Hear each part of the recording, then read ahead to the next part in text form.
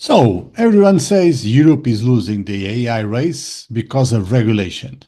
But what if regulation is not the real problem? In this episode, we have Benifei Brando, a member of European Parliament and one of the architects of the EU AI Act.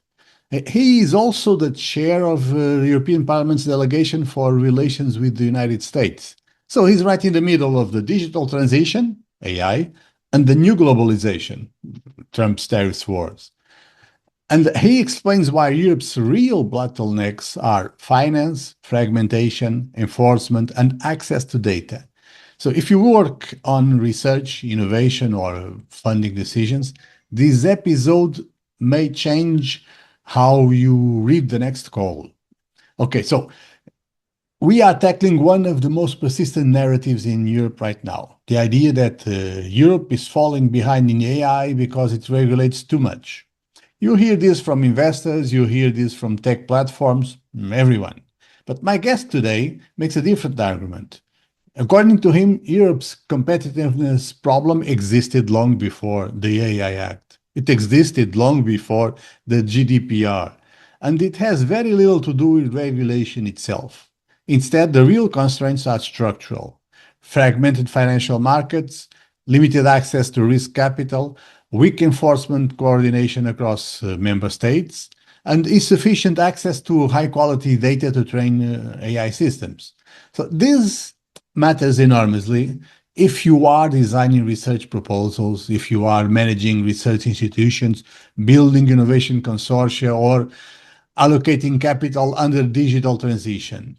Because if you might misdiagnose the problem, you optimize for the wrong problem, of course. In this conversation, my guest speaks not as a commentator, but as someone who negotiated the AI Act line by line and now monitors its implementation, while also leading the EU-US parliamentary relations. So we will he use this interview to understand what Europe is actually regulating, what is not regulating, and where the real competitive pressure points are.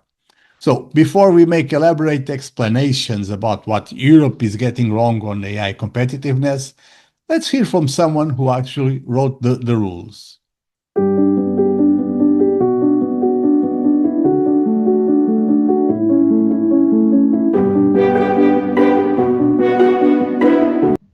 This episode of InnovEU, the EU Project Chronicles, is brought to you by my new book, Transition Science in the Economy. In it, I use data from more than 180 countries and 150,000 observations, data points, to show how 5 global shifts, 5 global transitions, the digital, the green, the new globalization, the transition to a war economy, and the housing crisis transition, how these 5 transitions are collapsing the middle class and rewriting prosperity and power. So if you want a clear map of today's economy and economic chaos, search for Transition Science in the Economy on Amazon and get your copy. So welcome back to InnovEU. Today I'm very pleased to welcome Brando Benifei to InnovEU, the EU Project Chronicles. Welcome to the podcast, Brando. Thank you very much. Thank you for the invitation. In case someone in the audience may not know you, I'll run just a brief introduction in which I selected what's of the many activities you do. I selected what seems more relevant for this podcast. So Brando Benifei is an Italian politician, long-serving member of the European Parliament since 2014, representing the Partito Democratico within the Progressive Alliance of Socialists and Democrats. So he has been deeply involved in shaping Europe's digital transition, including serving as co-rapporteur of the Artificial Intelligence Act, one of the most significant pieces of regulation on AI worldwide. Probably the first, I think it's the first. But Benifei also currently serves as chair of the European Parliament's delegation for relations with the United States of America. So reflecting his key role in Europe's evolving global position and cooperation with strategic partners like the US. So this gives us the opportunity to explore 2 core transitions, very important for Europe's strategic future: the digital transition, mostly AI governance, and the transition to a new globalization with a special focus on EU-US relations in research, innovation, technology governance, and well, everything. So, Brando, thank you very much for being here. Let me start by asking you this. You've been deeply involved in these two transitions. As co-rapporteur of the AI Act, you think it should help shape Europe's first comprehensive legal framework for artificial intelligence, but with what purpose? With the purpose of helping balance innovation with safety and fundamental rights, with the purpose of further developing faster the new technologies. What do you think is, let me put it in a simpler way, what do you think is the real purpose, the real utility of this AI Act? Yeah. Well, my opinion is that the main purpose of the AI Act, of which I've been the rapporteur of the European Parliament together with another colleague, and so I've been negotiating with the member states the final text of the law, is to guarantee protections where risks exist, and at the same time provide for a trust on the possibility to adopt AI systems in Europe in a safe way, so that people can be confident that we can use more AI in our life, because in Europe, the rules that we have decided will allow AI to be human-centric, to be respectful of human rights, to prevent risks for health and safety. Okay. Just recently, I think this week or last week, South Korea introduced their own AI Act. I don't remember the name, but they have their own regulation for the first time. I'm not very familiar with it yet. I don't know if you are, and if you can tell us how it compares with the AI Act. Well, I can tell you that I'm still studying the case you mentioned, but I know it, and it's not the only case. There are others happening around the world at the moment, also in some states of the United States, which is a bit paradoxical, because it's the federal government of the US that is more clearly opposing this approach, but some of the states are going in the opposite direction. But also Canada, Japan, they are working around proposals.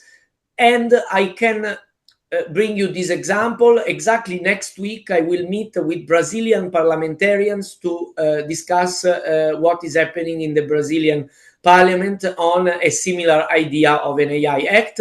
But I have spoken, for example, recently also in the Pan-African Parliament about this topic, and some months ago also with Saudi Arabia representatives. So from areas that are very different, also democratic and non-democratic states, we see there are moves towards the need to regulate AI. Obviously, it's important that, especially starting with the democracies, there is a cooperation at global level to find some common understanding on what we want to regulate in AI. There are domestic matters regarding internal market functioning for deployment of AI, which is what the AI Act does. But also, and the AI Act does also that, there is another aspect that is the broader AI safety issues. So how we deal with the existential risks of AI, the risks of militarization of AI, the use for repressing freedoms, or creating escalation of a military kind. So we have issues that need international cooperation to be tackled. I see. In fact, AI systems intersect with all societal changes, from labor markets to public goods. Now, put yourself in the shoes of EU research team that is working on proposals. You know that impact is everything. Your proposal must prove that will have a big impact.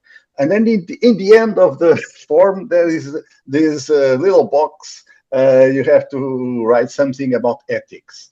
The disproportionate of the two things in any EU proposal is big. But, okay, you are designing your project and you want it to align with the regulatory expectations and the real societal needs.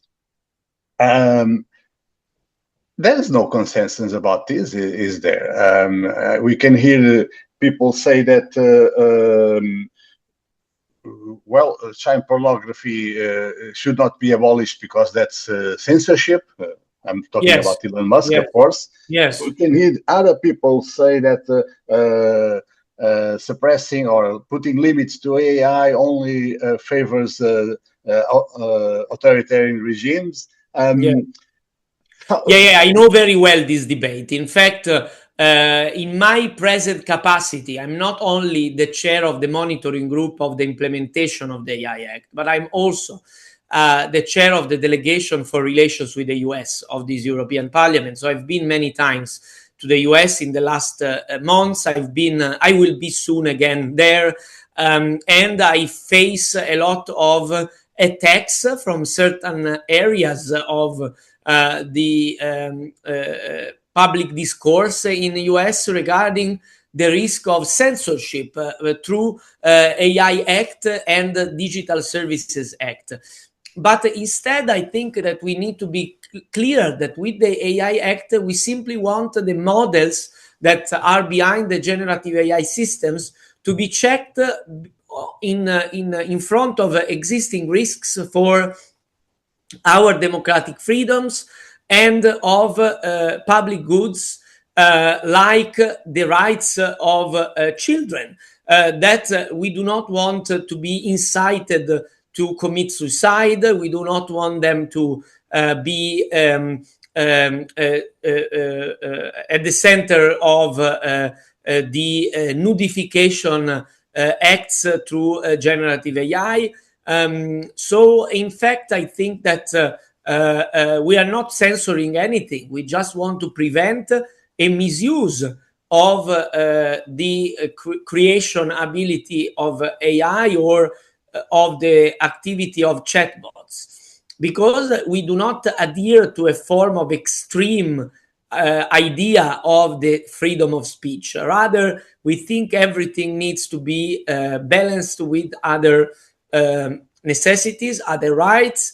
And I think that protecting children from abuses, it's something that is absolutely worth it. And I can tell you that in the European Parliament, but I think that also in most European governments, there is a majority to go in this direction and do not follow the US approach that anyway appears very fragmented, because as I said earlier, many member states of the United States of America, they are providing for different solutions on this matter. So, in that role of your being the chair of the European Parliament's delegation for relations with the United States, how do you see transatlantic cooperation going on in the near future, and how do you think this will influence research ecosystems, innovation policy, regulatory alignment? What should researchers do about their cooperation with the US partners? Well, I think that it's very important to try to keep the transatlantic context and the US researcher context involved and engaged with us, because many of them are asking for that. They feel the risk of being singled out because of what the government is doing, and they are often in a difficult situation today because of what is happening. And I think that it's very important that we do. On one end, we build more autonomy and sovereignty of European research. At the same time, we keep cooperations where possible, where needed, where it's feasible, cooperating with the many that do not like this aggressive stance towards Europe that we see from different instances in the US, starting from the US administration. But US is a complex context with different actors and different people. And so I think that we should not lose the tentative to engage that is especially important. One of the things I hear more often from my colleagues, researchers, and from the audience is this idea that these new technologies that we are trying to push forward to develop, they often have cross-border impacts, and they just don't know borders. This puts you in a difficult situation when you have so many different or such different stances in different countries. How can European frameworks like the AI Act coordinate with the international counterparts in order to support research to be both compliant and globally competitive? Well, it's very important that we support the compliance, that we accompany this work, that we involve the scientific community to communicate to the developers, to the businesses, so that many things can be clarified, because very often I hear issues raised around the AI Act implementation that actually don't have anything to do with the AI Act and are often issues linked to interpretations of the GDPR or issues related to national limitations. So it's very important that the Commission and the scientific community strengthen the dialogue with the developers to have clarity on what is required, because to be frank, the AI Act excludes a lot of AI applications from any obligations and identifies instead certain use cases where we need to verify quality and appropriateness of data used to train the system, cybersecurity level, human control, or even chooses to prohibit certain use cases because they are too problematic and dangerous. For example, the abuse of biometric cameras without a judicial authorization, or the emotion recognition in workplaces and in study places. So we are having a system that is quite clear, and I think that it's true that there are sometimes uncertainties in the ways the legislation interact with one another. This is what the Commission is also dealing with guidelines, with some of the proposals of the simplification omnibuses, but we must not abandon the idea of regulating what needs to be regulated, and where Europe can actually lead the way at a global level. I don't think that if we abandon our leadership in bringing a framework of rules that can also be looked into by other parts of the world, we can gain any real competitive advantage. In fact, I think that the problem with Europe is what is lacking today, like integration of the financial markets, clarity on more centralized enforcement, so that it's not that a European law ends up being implemented by single member states in a confused way. We still have these cases. So I think that we should look at where the real problems are and where we can build more clarity and streamline all that deals with regulation of innovation. Oh, I've heard that. You probably heard people say that with this AI Act, with all this regulation, Europe is giving the United States the lead in this race for AI. But on the other hand, we've seen this before. It's a trend that has happened in the past decades. European researchers in the research phases have many success stories. Europe creates great science, great innovations, great startups with EU support.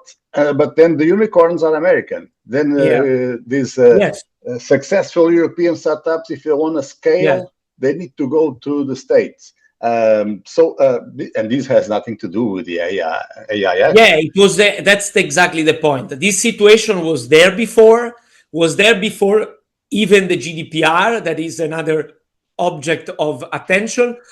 And for sure, it was there before the AI Act. So I think the issues are different. We need to have a more unified approach at European level. We need to abandon fragmentation. We need more ability to finance innovation with more openness to risk. This is something that I think needs to change a bit in a culture of European investors. And I think that this is something where we can do better. Obviously, we can simplify, we can streamline also legislation, but if we focus only on that, we will not be able to overcome our competitive disadvantages. I'm extremely convinced of this. Also, in the case of AI Act, there is often this misconception that the rules will apply to the EU companies. This is totally wrong. The EU AI Act rules apply to any company that wants to sell a product of AI that has been developed by that same company. And only in the cases that are considered of a certain level of risk. Otherwise, the AI Act simply doesn't apply. It's where we see a low risk of AI deployment. So, in fact, the AI Act applies to all businesses. So at the moment, as they are more from US or China, more to those businesses than to the European ones. And the issue that I see some disadvantage, to be frank, is the level of access to quality data sets in Europe to train AI. And that's something we need to deal with. And also, as I said earlier, the access to finance. But these are all issues that have nothing to do with the AI Act. Mm. There is still another view that I've heard before, and like your opinion on it. I've heard before people say, oh, well, actually, maybe you shouldn't change anything, because that means that when these huge companies are created, they go to the United States, they create those billionaires, those Elon Musks and others like him, and well, I'm not sure we want them in Europe. Maybe we are better off with the companies that use the platforms instead of having the owners of the platforms in Europe. What do you say? I am a bit doubtful of this reasoning, because I think that Europe, in this new world full of problems that we are facing, needs to be more autonomous on the digital sphere. And this means we need to build stronger companies, a stronger public commitment, but also private investment, private development with innovative companies that can provide more sovereignty for Europe in the digital area. I've seen the Digital Sovereignty Summit in Berlin with France and Germany quite at the lead, but that's still a very limited approach, to be frank. I think we need to accelerate, do more, and this means that we need to build more, a stronger ecosystem of AI in Europe. We cannot just accept what we are now, because we are full of dependencies that we need to overcome. Okay, so just to finish the interview, let me ask you about this, because we've been talking both about digital transition and transition to this new globalization. If you could give one concrete advice to researchers, innovators, project leaders across Europe to take in the next 12 months to position themselves strategically, what would that be? I don't know if you ever thought about that. What advice would you give them? Well, I think it's important to be very attentive in the European context on what will happen in the next year related to the research area when we look at the European new multi-annual budget, because we need to be sure that we do not change the level of access by researchers to funding, to support by the European Union. I think there will be the tentative to actually give more space only to big players, both public and private, while I think we need to maintain the ability to create consolidation, bigger projects, yes, but also to support a widespread base research that is still a point of strength of the European Union.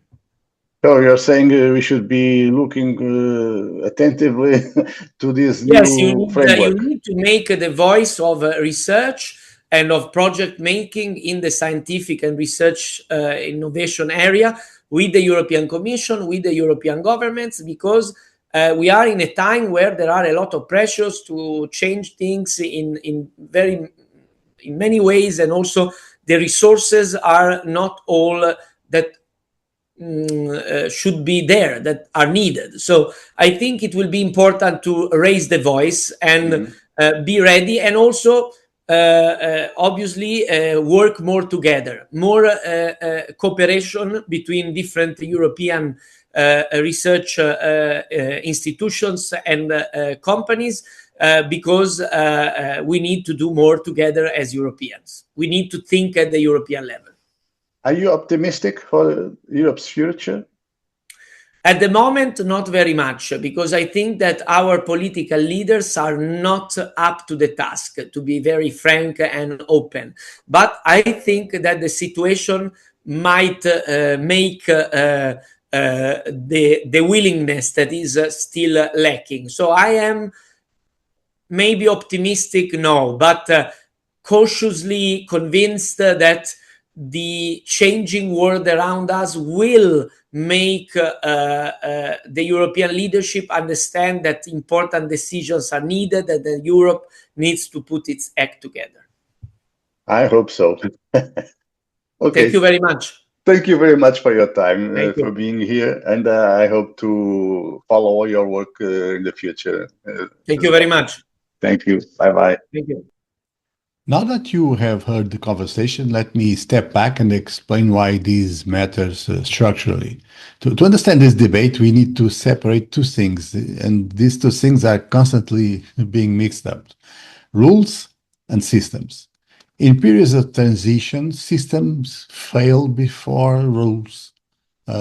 First systems fail, then rules fail.